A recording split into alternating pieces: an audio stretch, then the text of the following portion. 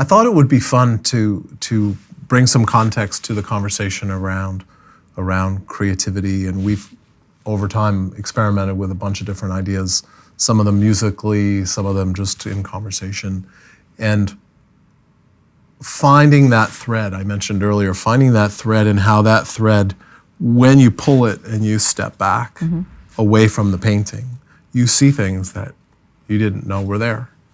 And you mentioned this early, Mike, and Cheryl, you mentioned this too, about that the ultimate inspiration and the creativity to stay true to something that's different and being confident to follow that through does take courage, but it also takes context. That if you just only are looking at what's in front of you and following that one idea, eventually you have to lift your head up. And we see it in a world of mobility and mobile devices and technology where it's a head down world. And you know what I mean, literally, it's a head down world. In this city, in New York, you see lots of people walk into cars and walk in the middle of intersections. And we had it for a brief moment in time with all different kinds of games and things that people play on their phone. But it's true too in creativity and trying to figure out how to take an idea and turn it into something. So I wanted to take a thread that starts off with a song we all know, which is Twinkle, Twinkle, Little Star. And probably all of us heard that somewhere between age 3 and 4, I would guess. But what often gets lost in that simple little riff, tune, notes, is what it has become in other genres, in other musical motifs, and how it gets applied in a way that I think is surprising to people. So I thought we'd take a look at that.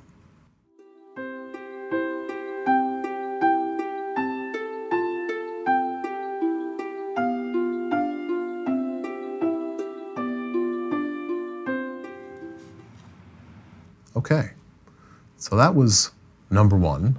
It's from a famous French poet who wrote the French version of Twinkle, Twinkle, Little Star.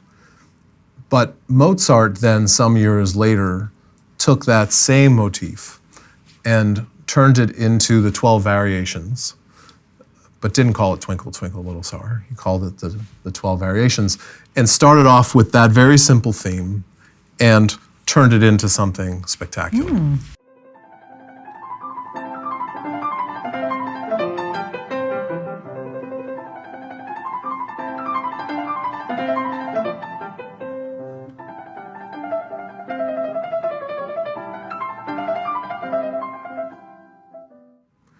And so that's the second version.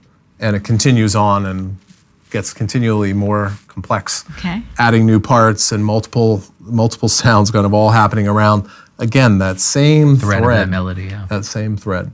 And the last one is one of the most famous songs probably that still exists in most people's playlist, depending on what kind of mood you're in. And now that you've heard those versions, you should be able to perceive that this song is built on the same melodic structure, even though it's almost unrecognizable. But if you listen a little deeply, you'll hear it. I see trees of green, red roses too. I see them bloom for me and you, and I think to myself, what a wonderful world. Wow. Yeah, so that's the Louis Armstrong. That's so version wild. of the same thing. It's the same melody. Ba, ba, ba, ba, ba, ba, ba, ba, ba, ba, ba, ba. Wow. Yep. And then Dean Martin had a version called Blue Moon. Oh, Blue Moon. And inside Blue Moon also is that same melodic structure. So the idea is that, from a very, very simple, very basic little motif or pattern, if you are open enough, you could actually develop and make something profoundly complex or profoundly resonant with masses and masses of people. But who would have thought that unless you were open to the possibilities of it? And I think that that kind of thinking is necessary for almost any kind of business today, not just the creative arts, but just any kind of business where you can recognize something and instead of dismissing it or saying, well, that's too simplistic, I can never do anything with that. But you take a simple idea, and if you're open enough and you're more deeply connected with the zeitgeist, as it were, then you could actually create something really profound and enriching. And how about, from your perspective, Cheryl, the power of context? A simple idea expanded. Yeah, I mean, it's that was pretty incredible. I never kind of put that together, but I think that's part of what we have to do every day in my business. You know, and kind of a really, I'm going to go tactical, but we have this pant for 20 years. It's been the best-selling pant in the company. Good times, bad times, it's the best-selling pant. It's like we call it the travel pant. It's our spin on it. It's like a yoga pant before yoga pants were All the thing. all the thing. But it's kind of really cool. And we always think of like the customer who wears it, and we've always put her in a box and said this is who she was. And this last trip, Alon, our creative director, said, I want free reign. Go for it, dude. It's the best pant in the company. What's the worst thing that could happen?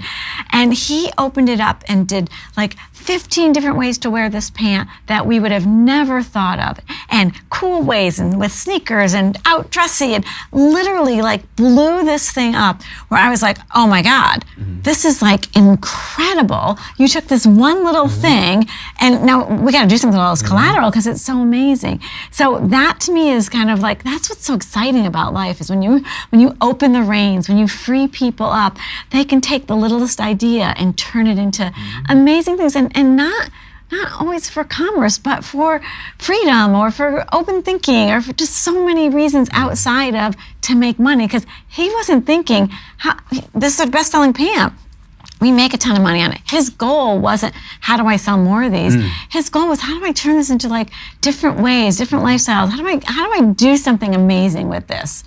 And that, I think, is what really motivates people. Yep.